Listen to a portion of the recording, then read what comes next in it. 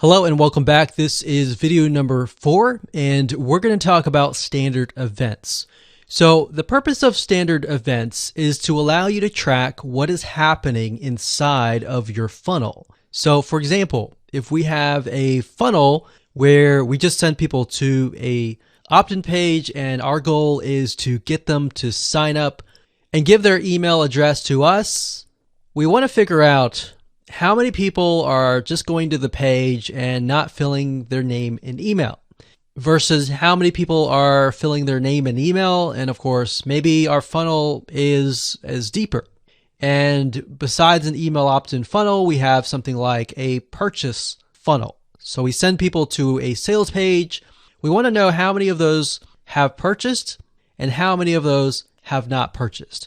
So the people who have not purchased, perhaps we want to create a retargeting ad to warm them up, to perhaps give them a discount or something to get them to potentially buy.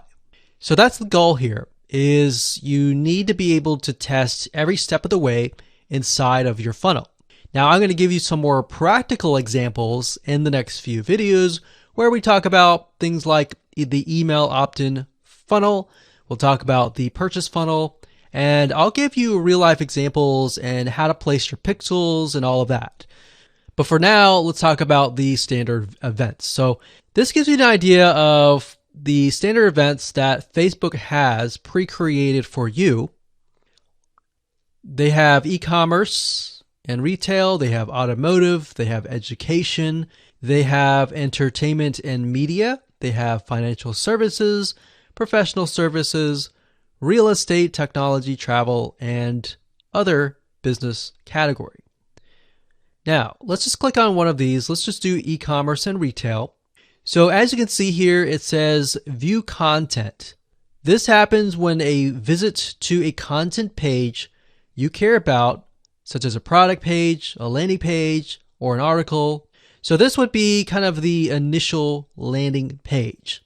Then we have the search, we have add to wish lists, we have add to cart, we have initiate checkout, we have add payment info, purchase, subscribe, start trial, and more. Now, how do we apply this to the pixel? So to get an idea, you're going to place the pixel on every single page of your funnel. Now, if you click this, you'll notice that it gives you different values. So for example, we can add conversion value, currency, and other variables to get an idea of what's happening. Now, to keep it simple, you can see that it has FBQ, track, view content. Now, I'm going to say that if you want to customize the standard event, you can. What I mean by that is where it says view content, you can use your own word and that will show up in the reporting. Now, it's better to stick with what Facebook gives you because then you have a more uniform standard event codes.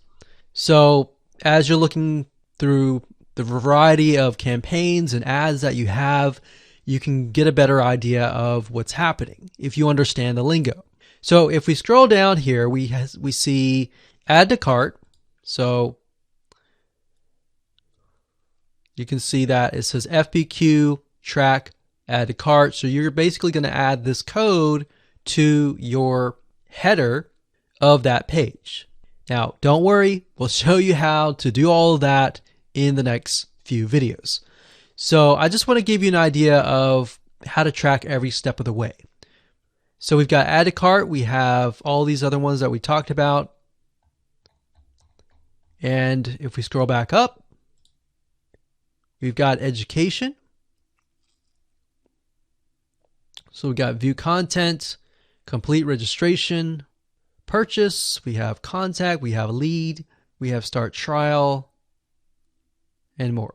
So now that you have an idea of the different codes and the different standard events that are available to you, let's move on to the next video and talk about some real life application.